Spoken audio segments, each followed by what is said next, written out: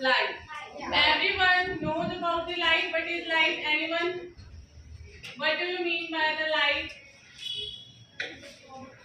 In one word. अगर मैं आपसे पूछूं लाइट वर्ड से आप क्या समझते हैं? क्या होता है लाइट?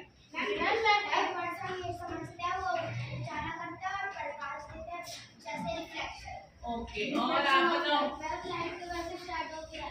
लाइट की वजह से शैडो भी आती है।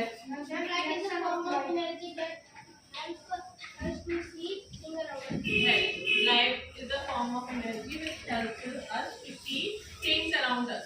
अगर हमारे अर्थ में लाइट नहीं होगी क्या हम किसी चीज को विजिबली देख पाएंगे?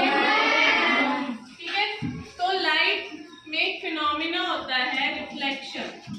ठीक है, फिनोमिना लाइट के टू फिनोमिना होते हैं, reflection and one is refraction. Reflection के बारे में आप बड़ी क्लास में पढ़ेंगे।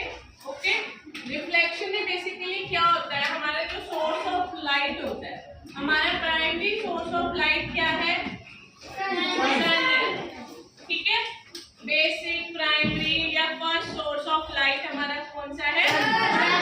सन से जब लाइट या किसी भी ल्यूमिनस ऑब्जेक्ट से लाइट आती है तो जब किसी ऑब्जेक्ट पे आती है, ठीक है, ऑब्जेक्ट पे जो रे आ रही है उसे कहते हैं इंसिडेंट रे। कौन सी रे कहते हैं? Incident ray. और जब वो ऑब्जेक्ट पे आती है, फॉल करती है, ठीक है, तो रिफ्लेक्ट होती है, उसको कहते हैं reflection of the ray, light या रिफ्लेक्शन ऑफ द लाइट।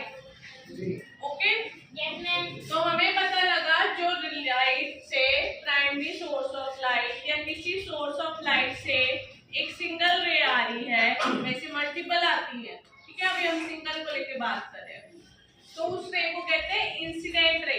कौन सी रे कहते हैं? और जब वो रिफ्लेक्ट होती है तो उसे कहते हैं रिफ्लेक्टेड रे। ओके, इतना समझ में आया है? जैसे अभी हम आसपास बॉल है हमारे, आप स्टूडेंट्स बैठे हो, टेबल है, बैग्स है, हम सब चीज को देख पा रहे हैं। तो यहाँ पे हमारा सोर्स ऑफ लाइट क्या है? Tube light. ओके, तो ट्यूब लाइट से लाइट उस सरफेस पे आ रही है, सरफेस से रिफ्लेक्ट बैक होके हम उसे देख रहे हैं। कोई देख रहा होता है, उसके आईज में जा रही है, वो इमेज बना रही है। ठीक है, तो हम उस वस्तु को या उस ऑब्जेक्ट को देख पाते हैं। तो इस चैप्टर में फर्स्ट हमारा रिफ्लेक्शन है। Reflection means the bouncing back of light. One line की डेफिनेशन है इसकी, the bouncing back of light. आप इसको लर्न कैसे, याद कैसे रख सकते हैं? आप बॉल लेते हैं, बॉल को बॉल पे फिट करते हैं, थ्रो करते हैं, है ना? तो थ्रो करने के बाद बॉल क्या होती है? वापस आती है। सेम ऐसी लाइट किसी भी सरफेस पे फॉल करेगी तो वो वापस आएगी। कहाँ आएगी? जो उसको देख रहा हो उसकी आंखों में आएगी और उसको वो ऑब्जेक्ट दिख जाएगा। रिफ्लेक्शन के दो प्रिंसिपल होते हैं।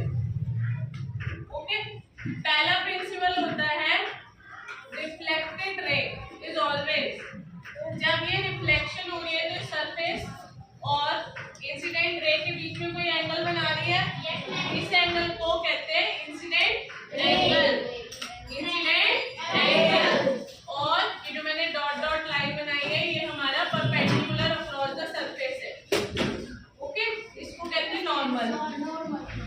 तो नॉर्मल और इंसिडेंट रे के बीच में जो एंगल बन रहा है उसे कहते हैं एंगल आई। एंगल आई हो गया।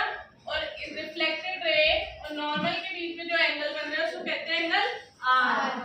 तो फर्स्ट रूल कहते हैं या फर्स्ट लॉ है एंगल रिफ्लेक्शन का, angle I is always equal to angle are.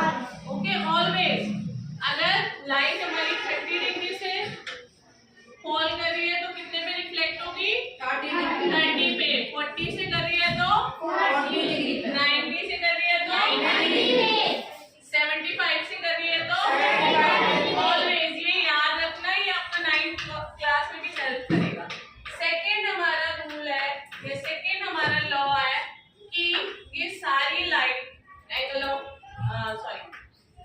Incident ray, reflected ray, normal always lie on the same plane, कि वो एक ही सरफेस पे होंगे। ऐसा नहीं है कि